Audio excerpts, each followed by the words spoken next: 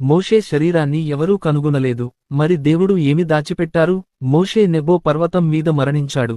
అయితే దేవుడు అతన్ని రహస్యంగా పాతిపెట్టడం వల్ల అతని సమాధిని ఎవరూ కనుగొనలేదు.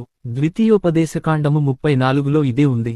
అయితే యూదా 1-9 ఇంకొన్ని విషయాలు వెల్లడి చేసింది. ప్రధాన దూతయైన మిఖాయేలు మోషే శరీరం గురించి సాతానుతో వాదించాడు. పరలోకం, నరకం ఒక దేహం కోసం ఎందుకు తలపడ్డాయి? ఎందుకంటే ప్రజలు ఏమి చేస్తారో దేవునికి తెలుసు. ఇశ్రాయేలు ప్రజలు మోషే సమాధిని కనుగొన్నట్లయితే వారు అతన్ని కేవలం గౌరవించడమే కాదు, అతన్ని ఆరాధిస్తారు. వారు ఒక పుణ్యక్షేత్రాన్ని నిర్మిస్తారు, అవశేషాలను సృష్టిస్తారు, నమ్మకమైన సేవకుడిని అబద్ధపు దేవుడిగా మారుస్తారు. అందుకే దేవుడు మోషేను తుడిచిపెట్టడానికి కాదుగాని తన ప్రజలను రక్షించడానికి అతని దేహాన్ని దాచాడు. ఎందుకంటే గొప్ప నాయకుడు కూడా ఒక మనిషే, మరియు మరణంలో కూడా మోషే గొప్ప వ్యక్తిని సూచించాడు. దేవుడు తప్ప మరెవరూ ఆరాధనకు అర్హులు కారని మీరు విశ్వసిస్తే ఆమెన్ అని టైప్ చేసి దేవుడు మాత్రమే అర్హుడు అని ప్రకటించండి.